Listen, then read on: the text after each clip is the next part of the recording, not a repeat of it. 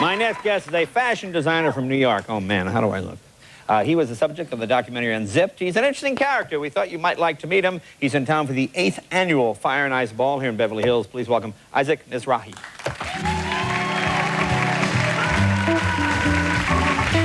How are you? Good. Good to see you. Good to see you.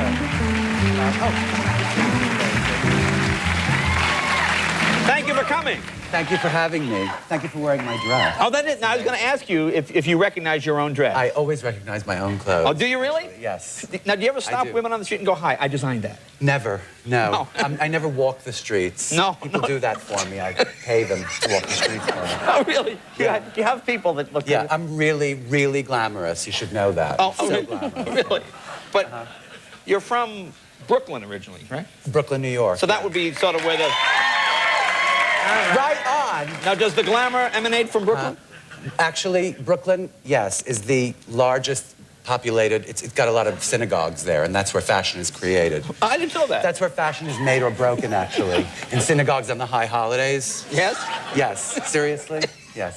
It's also the home of many fabulous movie stars. And, Yeah. you know. In Brooklyn? Yeah, Maria Callas, Barbara Streisand. Oh, well, from there, but they don't still live there, though. No, they don't. They should, I think. Yeah, you think? know. Yes. There's a lot of traffic jams or something in Brooklyn. That's why people don't like it. It's a very glamorous place. A lot of limousines. Now, when did you know you wanted to design? Were you designing clothes as a kid? Were you a little kid? Yeah, I was always designing clothes. I never really started. I just was always doing it. Yeah. You know, I can't remember. And I was drawing hair and makeup before. You know, it actually begins and ends with hair and shoes. Hair and shoes? Yes, that's So what age are we talking? 7, 8? Yeah, like really, sort of, you know, if this were the Merv Griffin show, I would say I was doing it in the womb and I came out with a sketch pad, you know, or something. I think that's all right. So I'm saying you're in Brooklyn, the other kids are playing stickball, you're drawing shoes. Yes, it was embarrassing. Was that ever a problem? It was a big problem, yeah. It was an embarrassment. Yeah. But then it became... Actually, I was a really fat kid, so I had to gain sway over thin people, and that's how I did it. I became a fashion Nazi. Well, you're not fat at all now. I mean, you look... I'm not? Oh, thanks so much. I mean, were you a cool dresser as a kid? You know what? As a fashion designer, you're always fat. Yeah. You're always... As a fashion person, you're always fat. No matter what you do, you're always overweight. Isn't it true? I'm always fat. I'm talking about. Yeah. No, you're not. I'm not a weightist. I'm not a racist. I'm not weightist. Weightist. I like flesh. I really like flesh. But it lives inside of you. However much the exterior changes, you remain forever what you kind of started out as. Yeah, and I think it's fashion editors. You know, these fabulous women who edit magazines who really like skinny women. I think because they can't be doing that for a living, standing there and posing in dresses, they want to torture the ones who do. So they make sure they're really skinny. I don't know what. Honestly, I can't. Well, let me ask you this.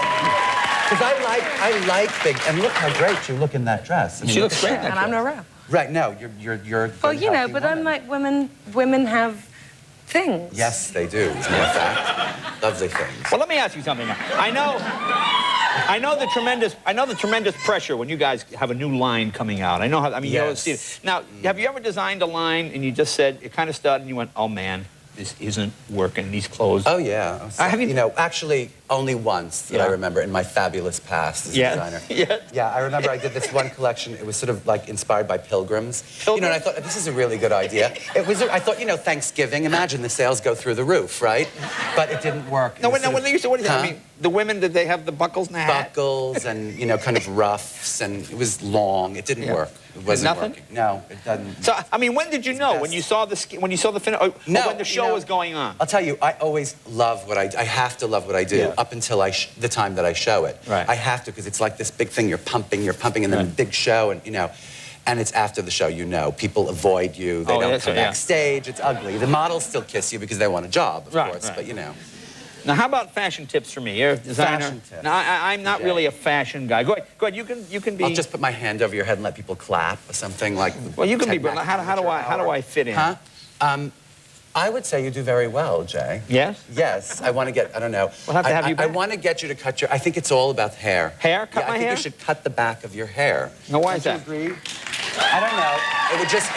It would take years off your life. You look so young. It would take years I bet. Yeah, I bet. That's kind of a Samson thing. You need the hair. Yeah. The shoes also, I noticed when the beaver was sort of on the floor, I was noticing maybe it's time for a new pair of shoes. You know. Who am I?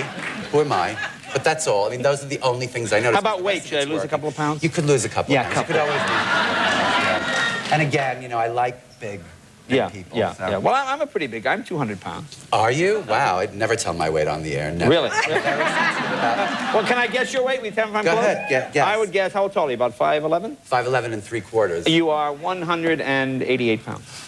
How dare you? Am I good? That's infuriating. I'm not 180. Are you 167? I'm 175. Oh, well, that's all right. 175. Depending Well, there on you the go. time of the month, I'm 175. Depending on the time of the month? I fluctuate. I go up and Now, down. I read, What? let me ask you something else. I would imagine your business, you have to be somewhat superstitious. Yes. And I read you go to psychics. Now, did they help you I make go to predictions?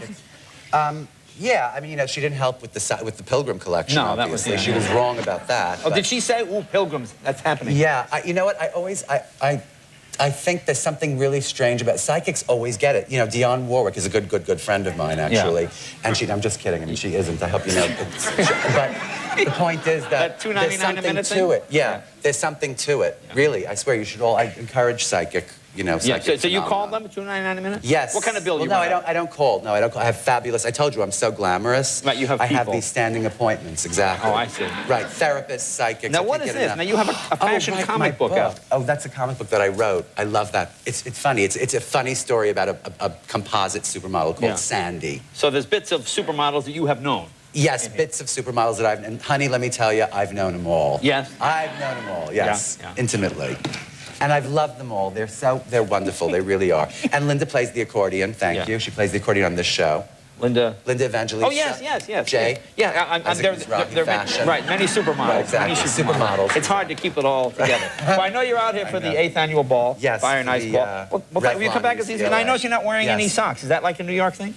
Well, actually, it's a very Hollywood thing, I think. Yeah. My feet get claustrophobic, and if I wear socks and shoes at the same time, it's rough.